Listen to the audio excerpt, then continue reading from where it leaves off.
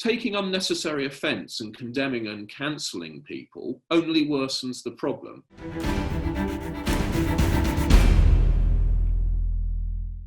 Hello, I'm Mercy Muroki and welcome to the first show of Society Uncensored, a new show where we'll be talking about some controversial issues going on in society today. I'll be having conversations with politicians, academics and cultural figures from the UK and abroad. And today we'll be starting with Tory MP Steve Baker. So welcome, Steve.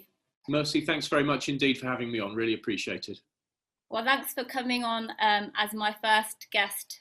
So let's kick off with some of the difficult topics that have been going on this week, some of the more controversial ones, which is probably the biggest one is the royal family and all the stuff that's been going on with Meghan. So on Monday and on Sunday, we saw Meghan and Harry do a big interview where they basically accused the royal family of being racist, or they accused somebody in the royal family of making some racialized remarks about their son Archie, about how dark they will be. I mean, what did you think when you heard this? I think the whole business is extremely sad. I remember rejoicing when they got married. I think the whole country rejoiced when they got married. I remember thinking what a wonderful statement it was about our society and our country that they were getting married. And I thought it was maybe even the beginning of a new era where we were much more comfortable with who we are and how welcoming we are as a nation. So I found the whole business very, very sad and dispiriting. And I note the Queen's response and I note what's been said. I thought David Aranovich was very good in the Times today about it. Is that really we to really get to the bottom of this, you'd need to know who said what, when, how, what their motivation was, what were they trying to get at. But if Meghan Markle feels she has suffered racism, that's extremely serious and needs to be engaged with properly. Do you think it's a problem that they have really just kind of thrown this landmine and then sort of ran off by saying, well, these comments were made by somebody in the royal family, but we won't reveal the conversation. We won't, say who it was. Don't you think that distinction really matters? Because on one hand, it could have just been a kind of throwaway comment, sort of somebody curious, probably a bit clumsy, just wondering what colour skin their baby would have. And on the other hand, it could have been out and out racism. Surely, we really need to know what was said so we can make that distinction and so that it can be investigated if it needs to be. Well, that is that's a very interesting subject. I mean, I think the truth is that the only fact we know is that we don't know what was said and by whom, and all those questions you've just asked, which are very reasonable. I think as a member of parliament, it's very difficult for me to get into conversations which seem to judge the royal family. I mean, the Queen is head of state. I and every other member of parliament have sworn an oath of allegiance to the crown, to the Queen, to her heirs and successors. And I wish to uphold that oath, but I also wish to stand against racism. So, we've all been put in an extremely difficult position. I think the whole situation's incredibly sad. I think it does serve as a stark warning in our society to anyone who is tempted to engage in racism that it doesn't matter who you are in this country, you can't get away with it. But I really hope that the royal family finds a way to heal divisions even from this point. Do you think this idea that the royal family could be racist? I mean, of course, there will be so many people who think such an archaic institution, some people would call it, is bound to be steeped in racism. And, for me personally, Prince William has come out today and said they're definitely not a racist family. And of course, the palace has said recollections may vary. It will be so hard for many people in Britain who there's so much support for the royal family, they just won't see it as a credible kind of claim that the royal family is steeped in this kind of racism. Well, I think it's very important to say that people need facts to make judgments, and the last thing anyone should be doing is effectively defaming the royal family without full information. So Yeah, I don't think very many people will want to believe it. I don't think many, but that's not proof, right? So this is a Yeah, very tricky situation. It's certainly the case that in the past, old-fashioned things at best have been said by one or two figures. But the monarchy is a very important institution in this country. You know, the monarchy is a great way of avoiding having presidential elections. You know, I quite like our constitution, and the monarchy is a feature of our constitution which works in practice, even though maybe it doesn't work in principle for some people. So I want the monarchy to survive and flourish. I think that's the view of the public overwhelmingly. yeah, And whatever was said, whether it was a well-intentioned inquiry on a sensitive subject or whether it was something worse, I definitely can't get to the bottom of it in this conversation. yeah, But I just hope that the royal family finds a way to move beyond what has now been a global phenomenon. yeah, Because, as I say, if you rewind back to when they got married, how wonderful it was that Meghan Markle was marrying into the royal family. yeah.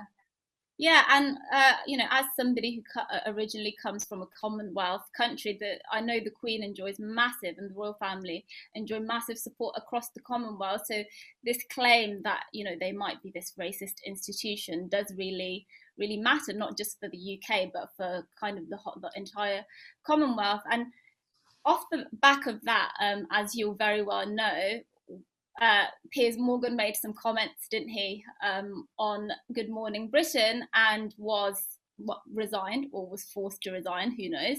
Yeah. What did you think about that? Because, you know, on one hand, that's being called cancel culture. You know, you can't criticize anybody, especially if they're an ethnic minority, without being kind of cancelled. Or do you think, you know, that was a legitimate a grievance that people had with him? Well, Piers is a controversial figure. He chooses to be controversial, and he made some very bold statements and then has ended up leaving the job.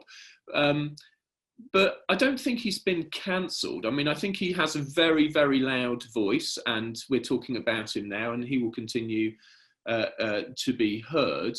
He also chooses to mount a very strident defence of the royal family. But it's too far, it's going too far to say you don't believe someone when they've said they've suffered racism. And I'm the parliamentary chairman of the advisory board of Conservatives Against Racism for Equality. And they asked me to take that position on because of some of the speeches I've made, because I want to get alongside people who have suffered racism and actually say, I do care about it. And this is a common theme that's coming up now, empathy. And there's a narrow path to be trod here. On a wide range of subjects, we want to avoid setting up a grievance culture where everyone's a victim and there's this hierarchy of privilege and conflict, because that is not a healthy basis on which to construct a society and right relationships. You can't be wandering through life wondering about your privilege all the time. But on the other hand, if somebody says they've suffered racism, it's incumbent on all of us, and I have to say, incumbent on people like me who've never suffered racism for the obvious reason, to take seriously what people have said. So I think the path to virtue here is quite a narrow one. And it goes back to that old rule, treat other people as you would wish to be treated. So let's avoid a grievance culture, but let's take seriously what people say. So I think Piers went too far without any evidence saying he didn't believe her. I thought that was going too far. Yeah, I think that speaks to a lot of what's going on with the race debate at the moment, is that people are having to tread on eggshells, because on one hand, when they want to kind of, when claims are made against racism, and it's the case these days that so many things are said to be racist. So people almost feel like they can't say certain things. And when they see somebody kind of being quote unquote cancelled for potentially get to the bottom of it, then it does make people nervous about what they can and can't say. And surely that's not a good environment to be operating in, because we should be able to speak openly about racism and we should scrutinize racism. But, you know, perhaps it's just about doing that in a bit of a more considerate way. But Mercy, I couldn't agree more. You've absolutely hit the nail on the head, being more considerate to one another. So when I talk to people who are, a generation older than me, they occasionally use words which these days you would not use. I mean, there's some obvious words which everyone knows not to use, but like some people miss the memo, and they miss the memo because culture's just moved on, and we can't be cruel. It's cruel to people to take offence where none was intended sometimes. So talking about these issues is extremely difficult. It's extremely difficult for me. But one of the things I've learned by listening to people, and there's no getting away from it, I think that black people need white people to call out racism. And I'm very happy to call out racism. But I also want to call out grievance cultures and cancel cultures where unnecessary offence is taken. Because actually, I think taking unnecessary offence and condemning and cancelling people only worsens the problem, because then the person who's been cancelled has also got a grievance, and on the cycle of unforgiveness and condemnation goes. So, you know, there's an old idea that justice and mercy go hand in hand, and it's great to be speaking to you actually. But yeah, justice and mercy, right? Yeah. So we should be merciful to each other and forgive one another where we can bear with one another patiently. You talked about privilege, and I think you know, a few months ago now, you did go on one of these politics shows, and I think you yourself said you acknowledged that you have this white privilege. You can correct me if that's not exactly what you said, but you know, do you think these terms like white privilege are helpful, or to what extent are they helpful? Because, you know, I'm obviously a black woman, and I have a lot of privilege myself. I have privilege because I went to a good university, because I'm going to have a master's degree. I have privilege because I have a job. You know, I don't live in poverty, sort of thing. And there are so many people who aren't my skin color who won't be enjoying those things that I'm enjoying. So when I kind of look at people who want to say that it's only white people who have privileges, or white privilege trumps everything. Yeah. And that doesn't kind of chime with my own experience, because I don't necessarily feel like my ethnicity has stopped me from doing anything. There are so many people in this country who won't have that experience. But is it a good idea to talk about kind of white privilege as the privilege that trumps all things? No, it's not a good idea to talk about it. And I particularly learned it on that day. We'd have to both go back to the tape to see exactly what I said, but that's not really the point. The point I was trying to make is that I recognise that I have never suffered racism, for the obvious reason that I am white. And I was trying to explain that that was what I understood by this term of white privilege, that by being white, you have the privilege, you don't suffer racism. But what I've discovered is that to talk about it at all had an enormous backlash. People hated hearing about it, not least because so many people in this country who are white are suffering poverty, and they're suffering injustice of one kind or another. So I am absolutely clear in my own mind that to talk about white privilege is extremely unhelpful, closes down the debate, and actually, while I acknowledge that not suffering racism because I'm white is in a sense a privilege, to talk about it is not helpful. And I would encourage people of all sides of this argument who want to make progress to just turn away from establishing these hierarchies of grievance about who's got what privilege. Far better to treat people equally as individuals and say, you and I, we are morally and legally and politically equal. We should be treated equally before the law. We should have equal opportunities, and then go forward together, being considerate with one another. Far better than establishing all these grievances. Yeah, sure. And there'll be a lot of, you have been somebody who has not shied away from being in the eye of the storm when it comes to the big issues that have been going on in Britain.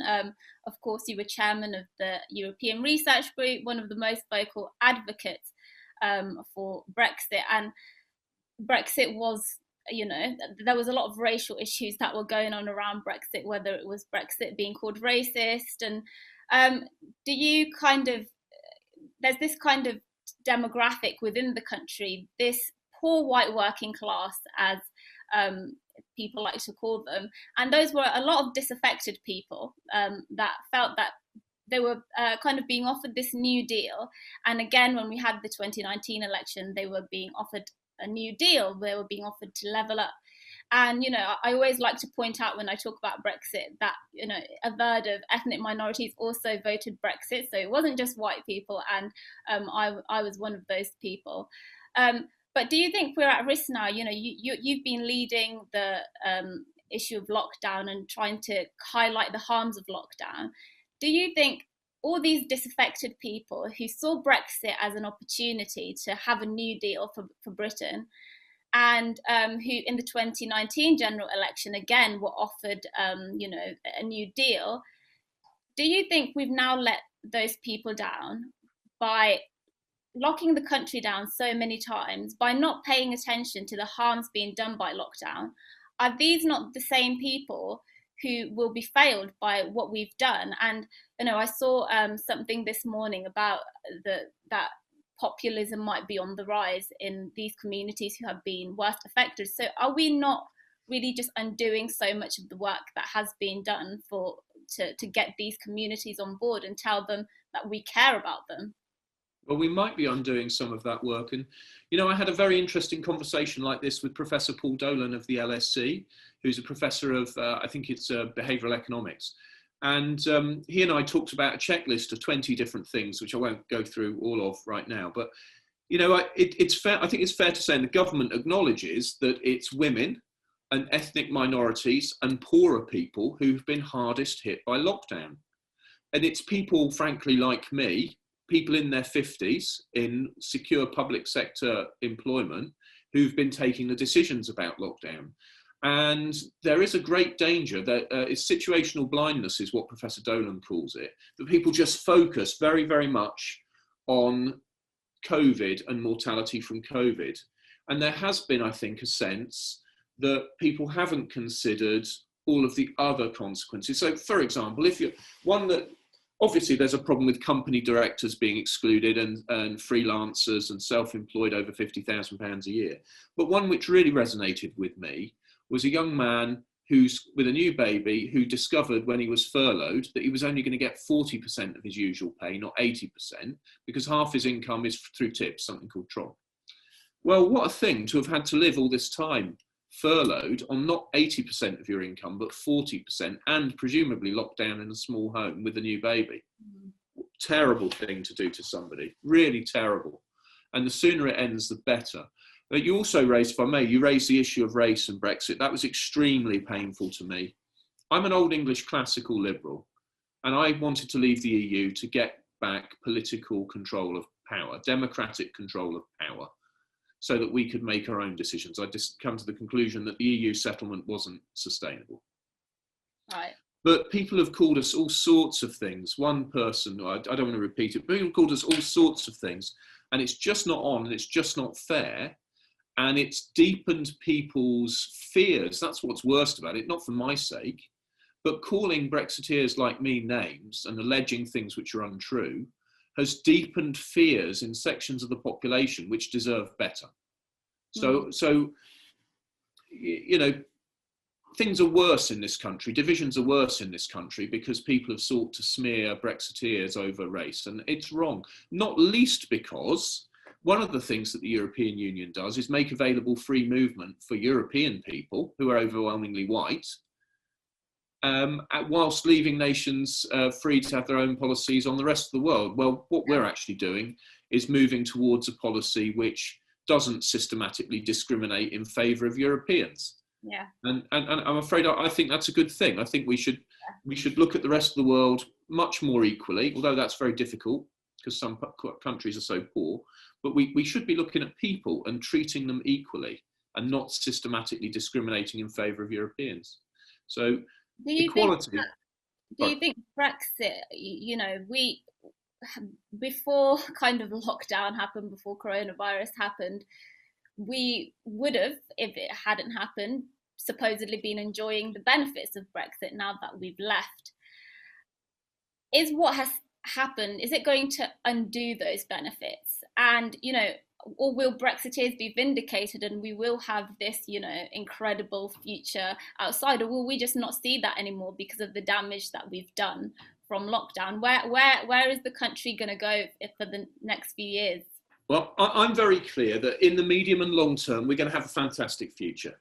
Of course we are, because the long story of human progress is that things get better. You know, if anybody's interested, there's a wonderful website, humanprogress.org, and a Twitter feed by the same name, Human Progress. And it shows that over the centuries, life just gets transformationally better for people. Poverty globally has been plummeting. You know, on almost any measure, things get better for people. And it's because markets and science work and make our lives better. So I'm really clear that we're going to have a great future, but we're just going to have a tricky few years. What I do think is going to happen is there's going to be a transitional period with the EU. There are going to be some adjustments. Some business models won't work. The obvious one is that there were sandwiches being made in London for sale in Paris at lunchtime. That obviously isn't going to work now. But there will be more serious examples, including in my constituency. So there are going to be some adjustments, I'm afraid. But any economic damage from Brexit in the short run is going to be completely wiped out by the recession that's coming over coronavirus. And what the government needs to do, and I think has been making a good fist of trying to do, is make sure we have the absolute minimum of pain and the fastest possible recovery. But look at the free trade agreements that are being struck by Liz Truss. The truth is that this country is catalysing a transformation in the way that free trade works globally. And if we get this right, in 5 years' time, I don't think we'll be looking back. We'll be saying, why didn't the world move this way years ago? And so I think we're going to have a great future, but I think we're going to have a difficult year or two. Do you think that the EU has been showing its true colours, and actually there'll be a lot of people looking at how the EU is behaving now, and, you know, in particular what they're doing around vaccines and the kind of lies they've been peddling around that, and also their poor performance on rolling out the vaccine?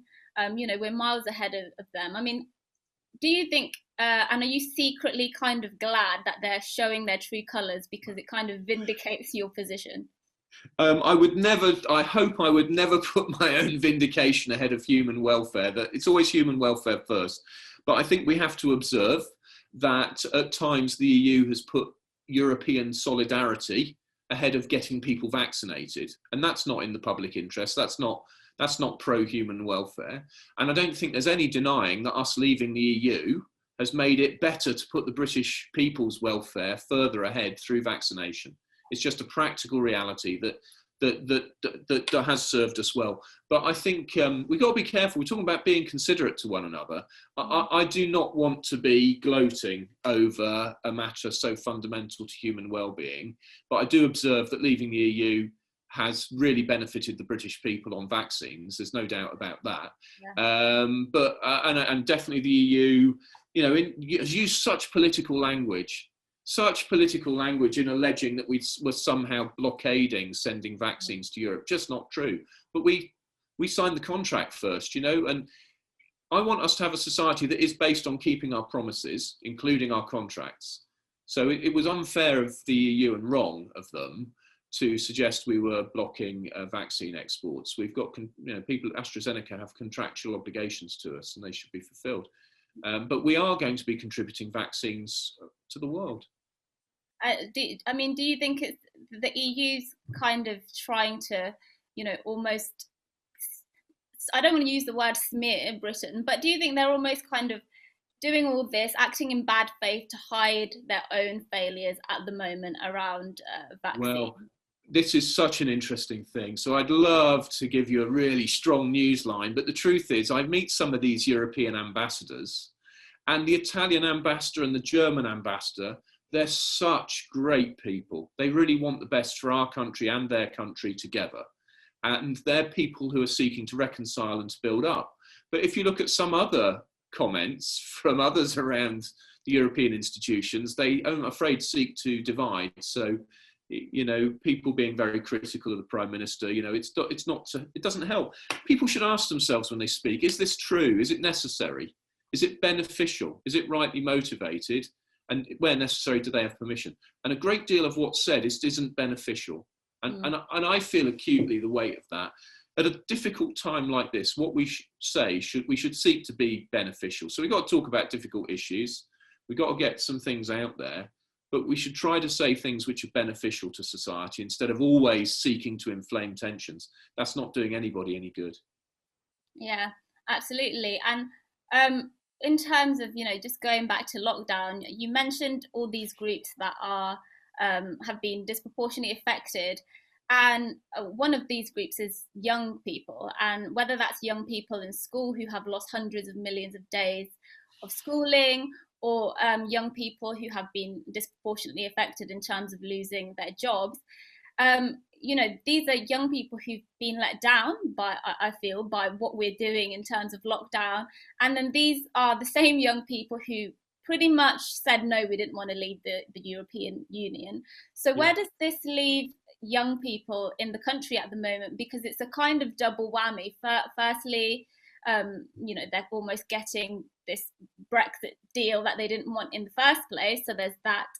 And then now with lockdown, they've kind of had it worse. And of course, the fact that young people haven't had many deaths has been great. And there are groups that have been affected more in terms of coronavirus deaths and coronavirus illnesses.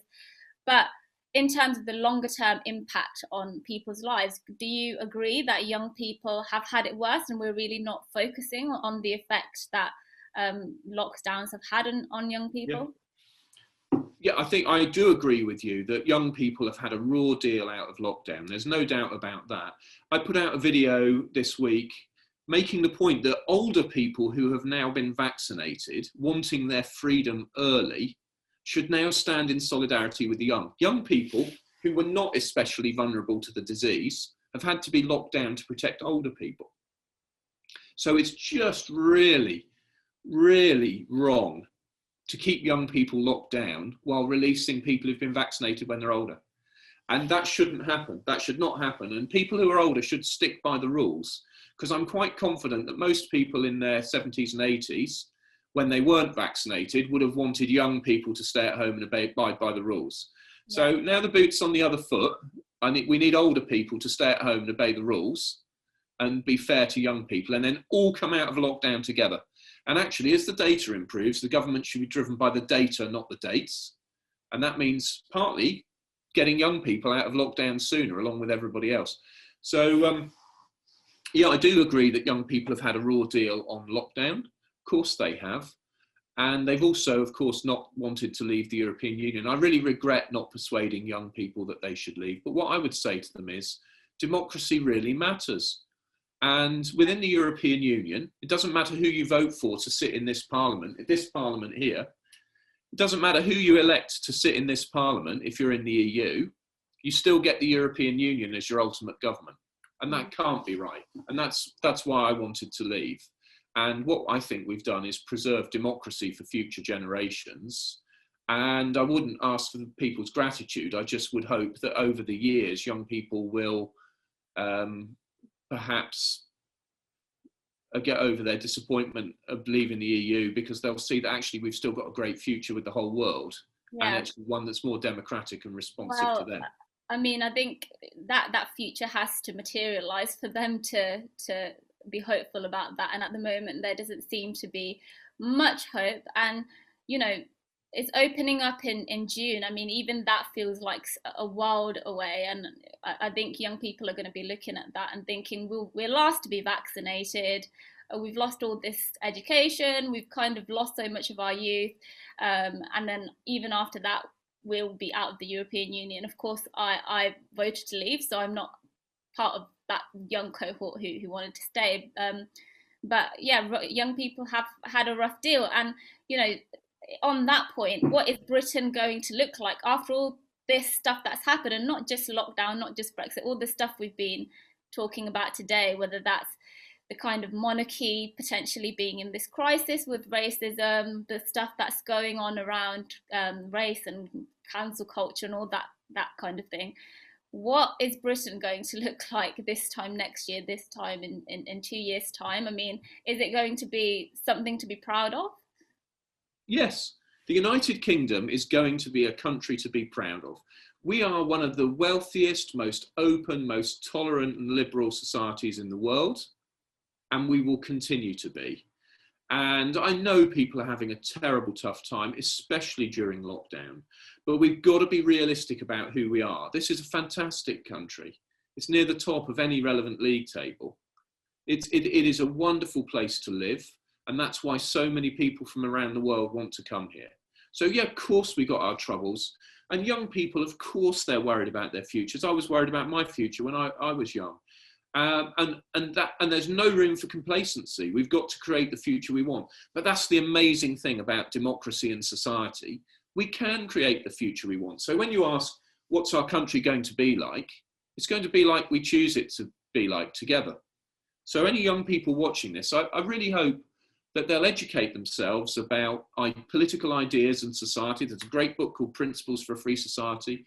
People can find it through my website, about tolerance and civic society and freedom and responsibility and all sorts of the rule of law, all sorts of free markets, all the issues that really matter to constructing a future worth having.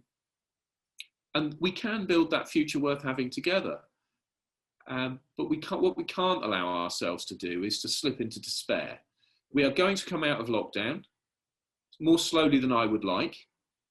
And that's why Mark Harper and I and my colleagues, in writing to the Prime Minister, we said, we as the vaccination proceeds and people are protected by vaccination, that we should open up proportionately. And we believe that means opening up hospitality at Easter, which helps young people, because, of course, lots of young people get their first jobs in hospitality. Yeah. And then once all of the top 9 groups are vaccinated and their protection's bedded in, then open up all of society.